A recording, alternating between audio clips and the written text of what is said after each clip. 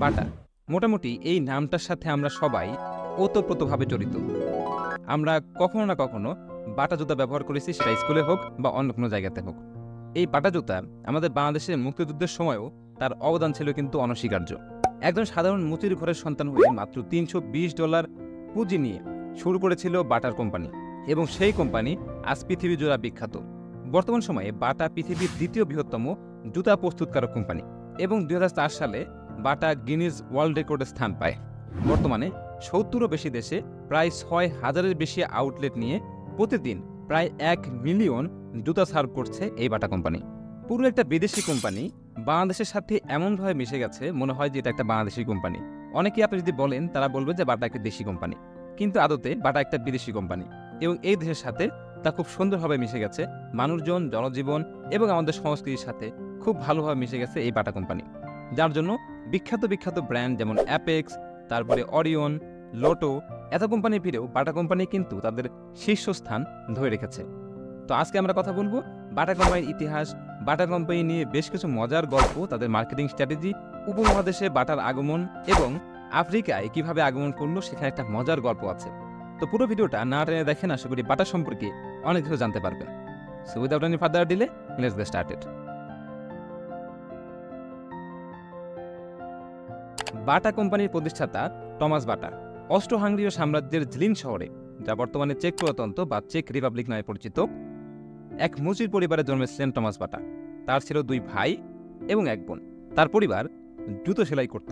ছোটবেলা থেকেই বাবার থেকে দেখে দেখে জুতো সেলাইয়ে রপ্ত হয়েছিলেন টমাস বাটা। শুধু যে দক্ষভাবে জুতো সেলাই করতে পারতেন তাই নয়, তার মাথায় আসতো নিত্য নতুন নানান ডিজাইনের জুতা বানানোর আইডিয়া। একঘেয়ে জাতীয় জুতো ছেড়ে তিনি চাইতেন অন্যরকম কিছু জুতো তৈরি করতে, আর তাই তৈরি করলেন নিজের জুতা বানানোর কোম্পানি বাটা। অস্ট্রো-হাঙ্গেরি সাম্রাজ্যের জিলিন শহরে 1894 সালের 24শে অগস্ট ছোট একটি কারখানা তৈরি করেন টমাস। সাথে ছিল তার ভাই অ্যান্টনিন ও তার বোন অ্যানা।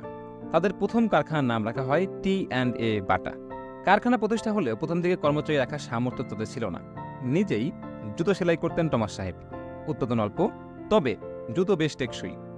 বাড়তে থাকলো চাহিদা, সরল নাম। আস্তে আস্তে কারিগর জুটতে থাকলো জুতো সেলাই শেখার। কারিগর বাড়তে থাকলো উৎপাদন, সাথে সাথে বিক্রি বাটা ভালোই হতো, কিন্তু বেশি দিন সময় ভালো থাকলো না।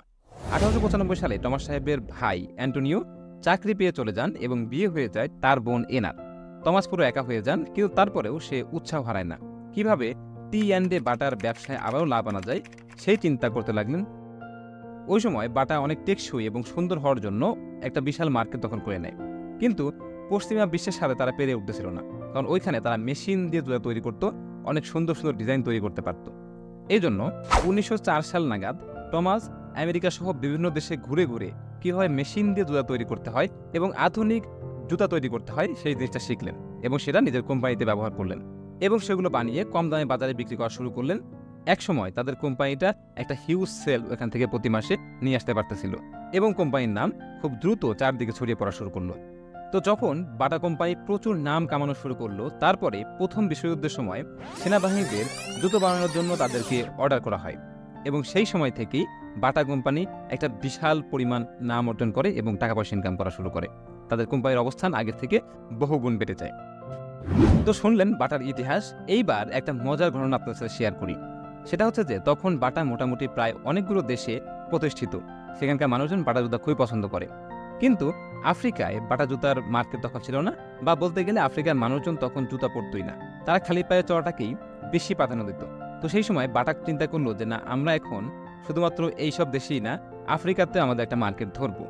তো সেই সময় আফ্রিকাতে একজন কান্ট্রি ম্যানেজারকে পাঠানো হয় আফ্রিকার অবস্থান দেখার জন্য, এবং সেই কান্ট্রি ম্যানেজার হচ্ছে বাংলাদেশের একজন ম্যানেজার ছিল। সে ওখানে যায়, মহা সমারোহে ওখানে যায়, কোম্পানির টাকায় সবকিছু করে, এবং গিয়ে সেখানে সে বেশ কিছুদিন থাকার পরে বুঝতে পারে যে না, এখানকার মানুষজন আসলে জুতা সম্পর্কে কিছু জানেই না, তারা খালি পায়ে ঘুরতে পছন্দ করে। তো এইখানে আসলে সেল করা সম্ভব না, বা জুতা এখানে চলবে না। তো সে এসে তাদের কোম্পানিকে বলে যে না, এখানে আমাদের কোম্পানির কোনো বিস্তার করে লাভ নেই, শুধু টাকা খরচ হবে, এখান থেকে মানুষজন কেউ কিছু কিনবে না। কিন্তু এটা শোনার পরে বাটা কোম্পানি কিন্তু দমে যায়নি, তারা আবারও নতুন একজন মানুষকে পাঠায়, এবং সে যায়, এবং সেখানে সে গিয়ে তাদের সংস্কৃতি সম্পর্কে, তারা কি খায়, কিভাবে চলে, কিভাবে ঘোরাফেরা করে, তাদের সংস্কৃতি কি, কে বড় কে ছোট, এই জিনিসগুলো সে খুব ভালোভাবে জানতে পারে। তখন ওই দেশে বিভিন্ন গোত্র প্রথা চালু ছিল, অর্থাৎ এই গোত্রের এই রাজা, আরেক গোত্রের আরেক রাজা। তো এইভাবে হচ্ছে বিভিন্ন জায়গায় বিভিন্ন গোত্র ছিল। তো সেই লোকটা কি করলো, একটা গোত্রের কাছে গিয়ে তাদের প্রধান যে আছে তাকে একটা জুতা সে উপহার দিল এবং তাকে বলল যে আপনি যেহেতু এই গোত্রের প্রধান, তাহলে আপনার একটু উপরে থাকা উচিত সবার থেকে। তো আশেপাশে আরও বেশ কিছু মানুষকে দিল, যারা গোত্রের প্রধান মানুষজন তাদেরকে দিল, এবং এই জিনিসটা তারা পরে মোটামুটি ভালো আরাম পেল এবং তাদেরকে একটু অন্য থেকে আলাদা মনে করা শুরু করলো। তো যখন এই জিনিসটা দেখলো, অন্যান্য গোত্রের মানুষজন এসে তার কাছ থেকে জুতা নেওয়ার কথা বললো। তো সে প্রথমে কয়েকজনকে ফ্রিতেই দিয়ে দিল জুতা, কিন্তু এরপর যখন সে দেখলো যে না, এখন মোটামুটি এই মার্কেটটা ধরে ফেলতে পারবো, তখন সে আর ফ্রি দিল না। তখন আরও যারা কিনতে আসে তাদেরকে বলতেছে, আমার কাছে তো এখন আর ফ্রি দেওয়ার মতো নেই, তবে আপনারা চাইলে খুব অল্প টাকায় কিনতে পারেন, আমরা দিয়ে দিব। তো তারপরে সে দেশে গিয়ে এরকম অসংখ্য প্রোডাক্টের অর্ডার নিয়ে আসে এবং আফ্রিকায় তাদের নতুন কোম্পানি প্রতিষ্ঠা করে। যদি বাঙালিকে ছোট করতেছি না, কিন্তু বাঙালি ওখানে গিয়ে শুধু শুধু কোম্পানি ফ্রি খেয়ে চলে আসে, সে কিছুই করতে পারে না। কিন্তু অন্য একজন মানুষ গিয়ে সেখানে দেখেন কত সুন্দরভাবে তাদের বিজনেসটা করে ফেলতেছে। তো এটা একটা মোটামুটি শিক্ষণীয় কিন্তু গল্প, যে আপনি যেখানে বিজনেস করতে চান না কেন, সেখানে আপনার সংস্কৃতি সম্পর্কে জানতে হবে, সেখানকার মানুষ কি করে, কিভাবে চলে, এই জিনিসগুলোতে আপনি না জানতে পারেন, আপনি বিজনেসে কিছু করতে পারবেন না। প্রথম বিশ্বযুদ্ধের পরে যেহেতু একটা যুদ্ধ বিধ্বস্ত পৃথিবী, তখন বাটা কোম্পানির অবস্থানটা তুলনামূলক একটু নড়বড়ে হয়ে যায়, বা তখন পৃথিবীতে মন্দা চলে। পুরো পৃথিবীতে কিন্তু সেম অবস্থা, শুধুমাত্র আমেরিকায় না বা রাশিয়ায় না, পুরো পৃথিবীতে সেম অবস্থা। তো এই অবস্থাতে বাটা কোম্পানির একটা মন্দা শুরু হয়, কিন্তু সেই সময় বাটা একটা সাহসী সিদ্ধান্ত নেয়। সেই সিদ্ধান্তটা হচ্ছে যে সবকিছুর দাম একদম অর্ধেকে কমিয়ে নিয়ে আসে। তার যত প্রোডাক্ট ছিল সব প্রোডাক্টের দাম অর্ধেক কমিয়ে নিয়ে আসে। সে খুব বেশি লাভ করবে না, কিন্তু কোম্পানির যে চলমান অবস্থা আছে সেটাকে আরও একটু চালু করতে হবে। এটার জন্য সে একদম দাম 50% কমে নিয়ে আসে। অনেকে তাকে পাগল বলে সম্বোধন করতেছিল, মানুষজনের কাছে খুব বেশি টাকা পয়সা ছিল না। তারা এই 50%-এর যে অফারটা বা অল্প দামে তারা প্রচুর জুতা কেনা শুরু করলো। এতে করে বাটার নাম আরও ছড়িয়ে গেল এবং তারা একটা ভালো পরিমাণ লাভের মুখ কিন্তু দেখলো। এটা ছিল একটা ভালো সাহসী সিদ্ধান্ত, এবং এই সিদ্ধান্তের জেরে কিন্তু একটা ভালো রেজাল্ট বাটা নিয়ে আসতে পেরেছিল। উপমহাদেশে বাটার আগমন ধারণা করা হয় 1931 সালের আশেপাশে তাদের কার্যক্রম ভারতবর্ষে চালু করে। তো প্রথমে হুগলির একটা জায়গাতে একটা পরিত্যক্ত কারখানাতে স্থাপন করলেও সেখানে পর্যাপ্ত জায়গার অভাবে স্থানান্তর করে কলকাতা থেকে 12 কিলোমিটার দূরে একটি জায়গাতে নিয়ে যাওয়া হয়। তার নাম ছিল হচ্ছে মিরপুর, এবং সেটা ছিল বজবজ থানার অধীনে। তো তখন ওই সময়টাতে ট্রেন চলাচল নতুন প্রসার পাওয়ার কারণে বাটা কোম্পানির গ্রো হইতে খুব বেশি সময় লাগে নাই। তো সেই মিরপুর জায়গাটা বাটা কোম্পানি এতটাই তখন প্রচার প্রচারণা ভারতবর্ষে করেছিল, যার কারণে মিরপুর জায়গাটার নাম বাদ দিয়ে নাম দেওয়া হয়েছে বাটানগর। এবং সেখানে বাটানগর যে জায়গাটা, এই বাটা কোম্পানির হাত ধরে বিভিন্ন school, college, hospital, cinema hall, মাঠ, বিভিন্ন কিছু হচ্ছে তখন তৈরি হয়ে যায়। তো ওই সময়টাতে একটা জাঁকজমকপূর্ণ অবস্থা ছিল এই বাটানগরের। বর্তমানে সেটা না থাকলেও সেই ইতিহাস, ঐতিহ্য কিন্তু এখনও আছে। এরপরে 1962 সালের দিকে পুরো পাকিস্তানে বাটা কোম্পানির আগমন হয়, কারণ তখন যুদ্ধ হয় নাই, যেহেতু বাংলাদেশ স্বাধীন হয় নাই, তো তখন পুরো পাকিস্তানের ভিতরে ছিল। এর আগেও বলেছিলাম যে বাংলাদেশের যুদ্ধের সাথে কিন্তু বাটার একটা ভালো অবদান আছে। পুরো পাকিস্তানে তখন কান্ট্রি ডিস্ট্রিবিউটর হিসেবে একজনকে পাঠানো হয়, তার নাম ছিল উইলিয়াম এস অডারল্যান্ড, এবং সে এসে 25শে মার্চের ভয়াল কাউতে ঘটনা দেখে সিদ্ধান্ত নেন যে বাংলাদেশের হয়ে যুদ্ধ করবে, এবং সে যুদ্ধ অংশগ্রহণ করে। এবং তিনি একমাত্র বিদেশি ব্যক্তি যিনি রাষ্ট্রীয় বীর প্রতীক খেতাবে আখ্যায়িত হন। এবং বাটার টঙ্গী ক্যাম্পে বাংলাদেশি মুক্তিযোদ্ধাদের একটি গোপন ক্যাম্পও ছিল। সে ওখান থেকে খাওয়া দাবার, তারপরে বিভিন্ন অস্ত্রশস্ত্র, এই জিনিসগুলো সাপ্লাই করতেন। তো বাটার সাথে কিন্তু বাংলাদেশের একটা ভালো কানেকশন ওখান থেকে তৈরি হয়ে যায়।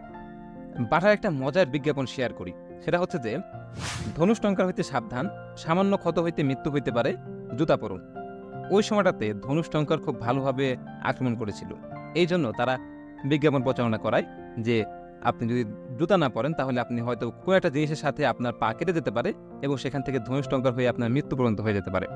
তো এরকম বহু ঘটনার সাক্ষী কিন্তু বাটা জুতা, এবং আজও এই বাটা জুতা গর্বের সহিত মাথা উঁচু করে বাংলাদেশ সহ পুরো পৃথিবীতে দাঁড়িয়ে আছে। তো একটা কোম্পানি খুব অল্প পরিসর থেকে শুরু করেছিল, আজ সেটা পৃথিবীর বৃহত্তম কোম্পানির ভিতরে অন্যতম। তাদের উত্থান ছিল, পতন ছিল, সঠিক সময়ে সঠিক সিদ্ধান্ত নেওয়ার ফলেই আজকে এই বাটা কোম্পানির অবস্থান। এই বাটা কোম্পানি আমাদের কিন্তু অনেক শিক্ষা দেয়, এখান থেকেও কিন্তু আমরা আমাদের শিক্ষা নিয়ে পথ চলা শুরু করতে পারি। প্রতিটি জায়গায় কোনো না কোনো কিছু শেখার আছে, এবং সেই জায়গা থেকে আমাদের শিখতে হবে।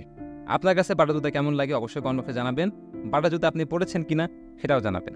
আজকে ভিডিও এতটুকুই। ভালো লাগলে অবশ্যই লাইক দিবেন, শেয়ার করতে ভুলবেন না, চ্যানেলে সাবস্ক্রাইব করবেন, ফেসবুকে দেখে থাকলে পেজটা ফলো করে দিবেন। দেখা হবে নেক্সট ভিডিওতে। ভালো থাকবেন সবাই। আল্লাহ হাফেজ। আসসালামু আলাইকুম।